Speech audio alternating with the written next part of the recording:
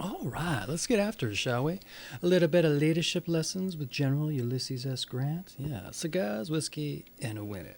We last left off on lesson number 55. Teach the most important lessons first. And we move on to 56, the illusion of communication. At the start of the battle, Grant sent one of his staff officers to General U.S, whose division was some miles away, with orders for him to immediately march to the battlefield by the road nearest the river. Wallace took a different route, and as a result, arrived too late to participate in the first day of the battle. The presence of his division on the field that day would have made an enormous difference. My order was to follow the road nearest the river, but my order was verbal, and to a staff officer who was to deliver it to General Wallace, so that I am not competent to say just what order the general actually received.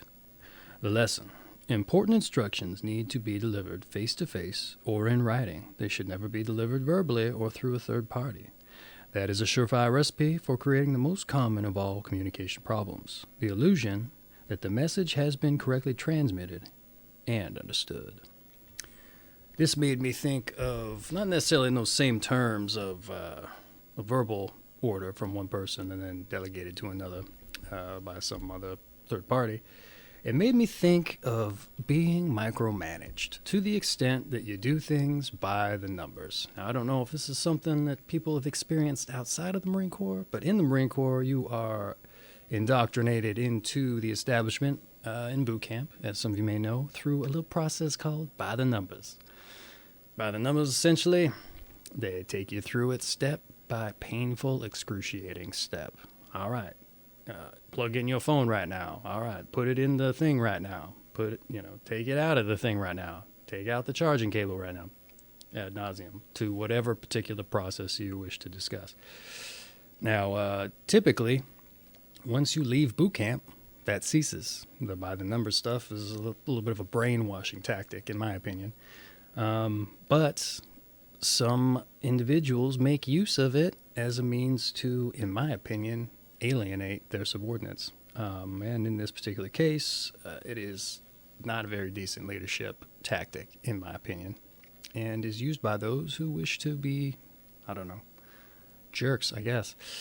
And in this case, when I was in Naco, Arizona, with the Joint Task Force mission to build a wall on the border of Mexico, we had taken with some monsoons as of that time during the summer, in which case was kind of flooding out the road near the border there. So we couldn't really do any work. I was on the night crew, and we put the fence in at night while the day crew would raise the road so that it wouldn't get washed out.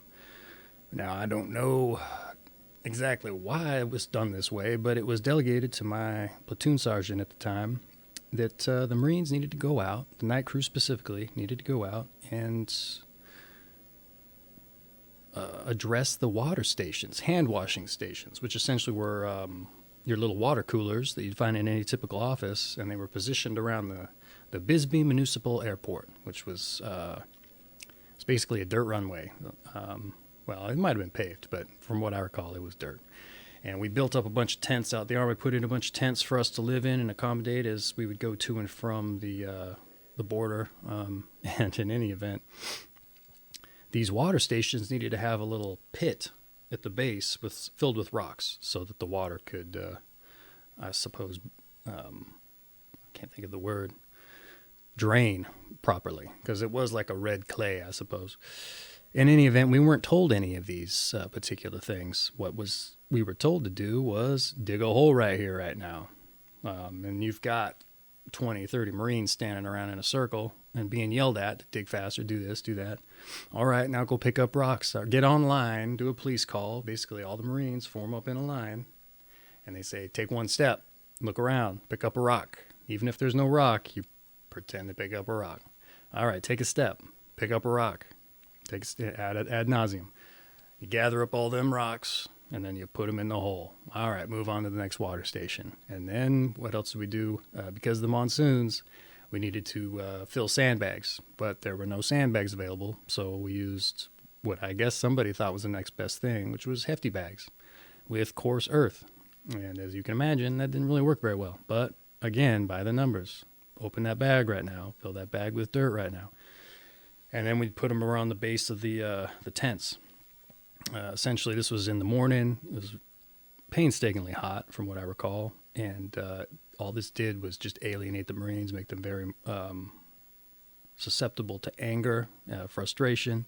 We were already kind of sleep deprived because we'd worked the night before. In any event, the illusion of communication.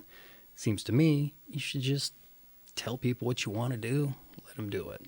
But for some reason, that particular leader felt that wasn't necessary. Or he wanted to, I don't know, mess with people. Make him feel like somebody special. Couldn't say.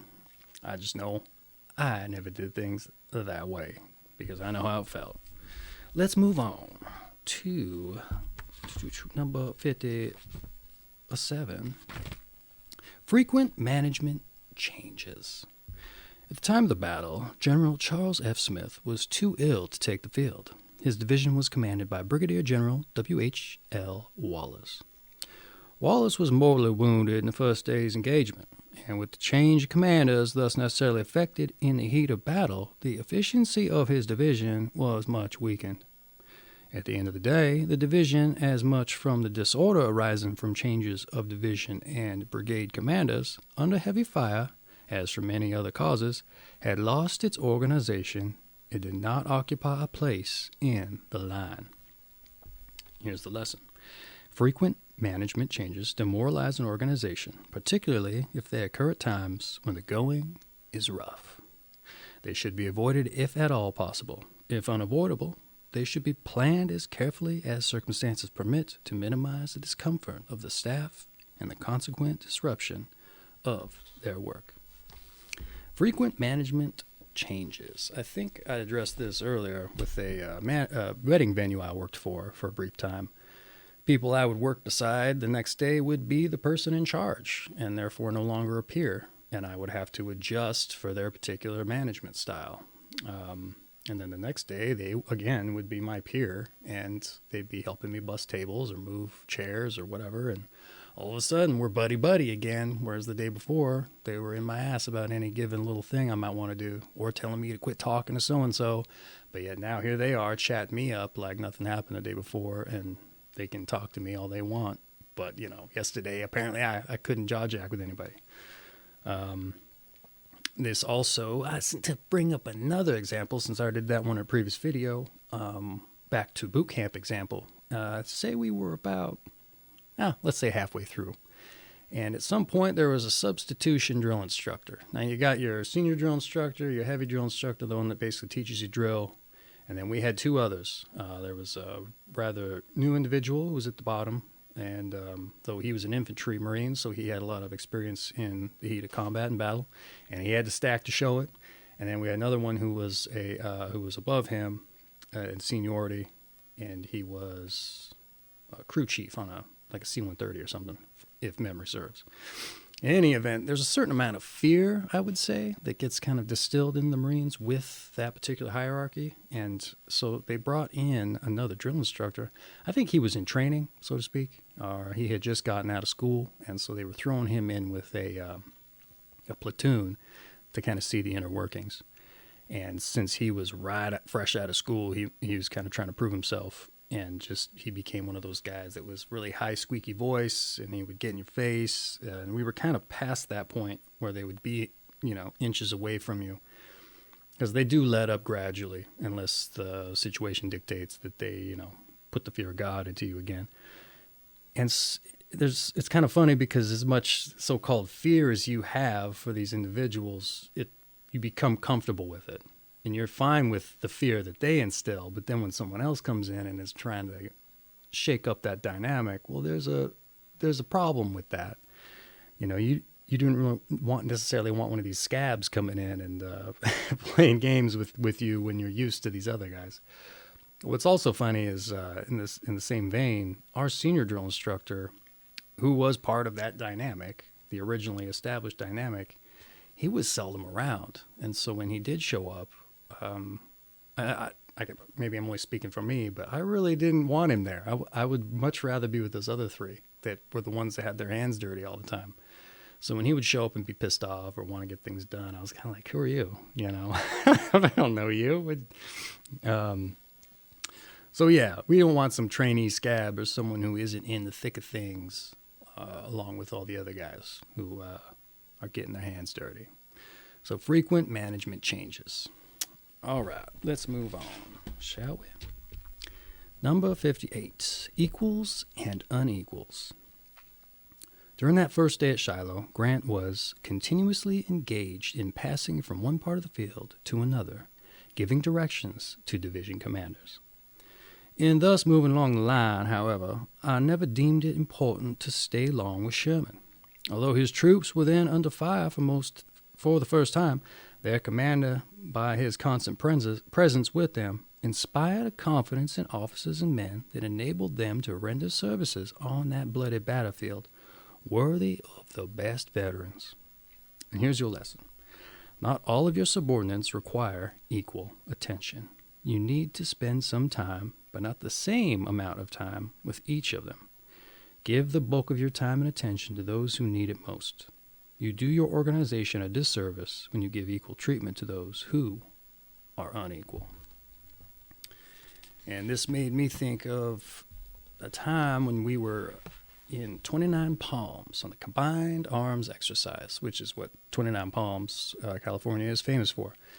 For those of you that don't know, all the Marines from different units, battalions, so forth, they converge on 29 Palms, which is just north of Palm Springs Peace, several different times a year to train in their fields.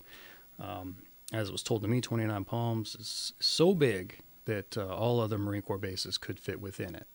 And it's essentially just a barren wasteland of desert out there in the Mojave. In any event, my particular unit was tasked with usually supporting CACs to some extent. Our shop was out at the airfield there, about 10 miles away from Main Side, and certain CACs, we would have to be out there and stay at the shop, overnight it for sometimes a week, 2 weeks. And in this particular case, I was one of the Marines that was tasked to stay out there. Now, some of the Marines, they looked upon it as a good time because you could drink and be merry, and I don't know. They just took it as a time to kind of play cards and barbecue and all this other stuff and get drunk. Well, I wasn't of age at the time, so I wasn't doing that. And for me, it was something I didn't want to do. In the event, one evening, a bunch of the other Marines were in the office playing cards, having a good old time, and Sergeant in charge, old Sergeant Kern, someone I highly respected because he treated his Marines with respect and talked to them with respect, now, as I said. And he was going to turn in for the night. And he told the Marines that were still in the office, clean this up before you go to bed, blah, blah, blah. And there's work the next morning. All the other Marines for the platoon are coming in. They want to see that you were even here. And guess what? That didn't get done. So he had to turn into a jerk for a short time thereafter. And it wasn't just towards those who needed that special attention, who needed to be micromanaged, so to speak, to make sure they did what was asked of them. He had to apply that to everybody, because once you give a little bit of rope, I guess I think everybody else is gonna take it. But yeah, I don't know. I suppose that's kind of what happens. Some of us screw it up for the rest of us. So, and the Marine Corps is particularly famous with doing that, group punishment. So that is my example for what was it? Equals, unequal. Equals and unequals. On to number 59. Where you stand affects what you see. More than half of Grant's army that first day had never before been in a battle. Many of these men broke and ran when the Confederates attacked. Later that day, General Buell, who was bringing up reinforcements, arrived, and he and Grant met in the rear of the Union lines. At the time, there probably were as many as 4,000 or 5,000 stragglers lying under cover of the river bluff, pain-stricken, most of whom would have been shot where they lay, without resistance, before they would have taken muskets and marched to the front to protect themselves. I have no doubt that this sight impressed General Buell with the idea that a line of retreat would be a good thing just then. If he had come in by the front instead of through the stragglers in the rear, he would have thought and felt differently. Could he have come through the Confederate rear, he would have witnessed there a scene similar to that of our own. The distant rear of an enemy engaged in battle is not the best place from which to judge correctly what is going on in the front. And a lesson: don't judge or be critical of others if you are not close enough to what they are doing to know what is really happening. Where you are and where you stand affects what you see. Where you stand. First thing that popped into my mind, understand what's going on. It's kind of a weird one, but when I was in China, as a Marine security guard, the detachment would get together several times a week to go to the gym, to PT, physical train. And in one instance, there was a Marine who had ringworm that was on his legs and arms. And for whatever reason, the detachment commander decided on this particular PT session, we were going to do sit-ups and pull-ups and all those kind of things at the house there behind the Marine quarters instead of going to the gym. And problem being is when you do sit-ups, you hold someone's legs. You have to effectively touch them. And so all of us were seeing these open ringworm, I don't know, you call them sores, but, open wounds, not wounds, but, ringworm indications on this guy's legs. And nobody wanted to hold this guy's legs. And the detachment commander was like, come on, let's go. Let's get some sit-ups in. And nobody wanted to touch this guy. And so I just finally, all right, whatever. So I went in there, I held his legs. And then at the end of it, as a PT session was over, I pulled him aside, in which in a lot of cases, people don't want to approach someone about certain things that are uncomfortable like that, myself included. You don't know if there's going to be a conflict or something. And I let him know, hey, so-and-so had ringworm on his legs, and that's contagious. I don't know if you know, but that's communicable through touch or sharing of towels and so forth. And I was like, might not be a great idea to be having instances where people are touching each other if somebody's got a communicable disease. Disease might be the wrong word, but you know what I'm saying. And he took it as a note, so and such, and I assume, I don't know if he noticed, but that's kind of the thing. You got to get the big picture from where you stand. Like, why are these people acting weird? Why aren't they doing what I'm telling them to do? Something as simple as holding some guy's legs, or why aren't we sitting down and doing this, choosing our partners, so to speak. Now, this gentleman was a wrestler in high school from, if I remember what he was saying correctly. So you would think he would know that ringworm is an issue. And it's not like you couldn't see the ringworm indications on this guy's legs. Everyone else saw it, so I don't know why he wouldn't have. But knowing this gentleman, too, he found certain things comical, so it very well could have been a test to see how the Marines would react if someone had to put their hands on someone who had ringworm and where that would go. And I wouldn't put it past him, but who's to say? But that's what it made me think of in that particular case, from where you stand, the big picture. Not necessarily a war story, but it was when I was in the military. So, and not something people would expect, so why not throw it in there? Number 60, see the total picture. Kind of seems saying the same vein there. Sherman also believed that the Union Army should retreat. Grant, however, having been to every part of the battlefield, consulting with his commanders and seeing for himself, had a different perspective. When asked if he was planning to retreat, Grant replied, "Oh, no. They can't break our lines tonight. It's too late. Tomorrow we shall attack and drive them, of course." The lesson: you need to see the total picture before you can make realistic assessments. And this one brought me right back to the first story I told about the water coolers and digging the pits and such. It would seem to me, in one way, form of communicating so and such, just let your Marines know what needs to get done, what needs to happen, and go in, get it done. Now, certain things like, hey, these guys didn't clean up the office when they was told to clean it up. The next day, I mean, sometimes you can't trust that people are going to get done what they're told to get done. But that's why you observe. You kind of take part in it, and you supervise, rather. Make sure those things are getting done. Doesn't mean you got to do them by the numbers, but hey, any event, where you full picture, you could have told us what was going on, what we need to get done. Instead, micromanage by the numbers. In the same vein, the monsoons were coming in, as I probably previously mentioned, and it could have very well been full picture now. The leadership, officers and such, they knew they weren't going to be getting any work done at night, and the Marines had just come off of a night shift. And so maybe for the foreseeable week, maybe we were waiting on steel, I don't recall. They knew we weren't going to be working at night, and we needed to get those particular Marines on a day schedule. So let's keep them up today, so that they're back on a day shift and we can get things done.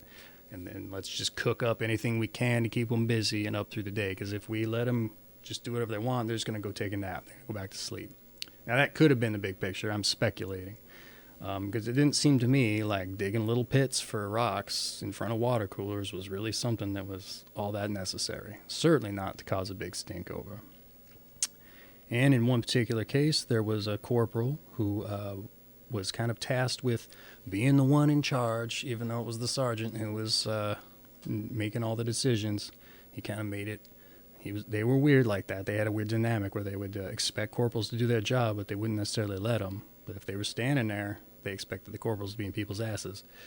And so it just so happened that one of the other Marines in a different detachment was this corporal's husband. And so there she was, barking orders because this sergeant's keeping an eye on her and expecting her to do so. And her husband started getting pissed off about it. And it turned into a domestic altercation at one point where he started yelling at her, throwing around expletives, as, people in relationships do. But then you come into that testy water area where it's like he's disrespecting a senior non-commissioned officer.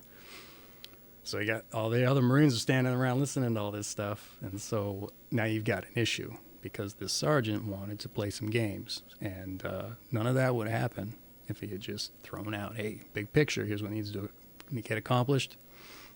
Here's what we're going to do.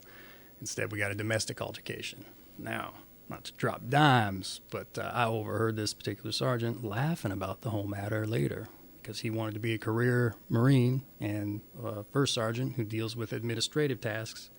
And he was kind of bragging to someone else that, hey, here I am doing first sergeant duties, dealing with domestic altercations between Marines who were married. He took it as a source of pride. And in any event, I know he did end up going into some higher echelon roles there in the Marine Corps. I'm just hoping he adjusted course, saw the error of his ways, because did not hold him in very high regard. But that has been Cigars, Whiskey, and Winning. Leadership Lessons. General Ulysses S. Grant. And some so-called war stories to go with them. I hope you've enjoyed yourself, and we'll see you on the next one.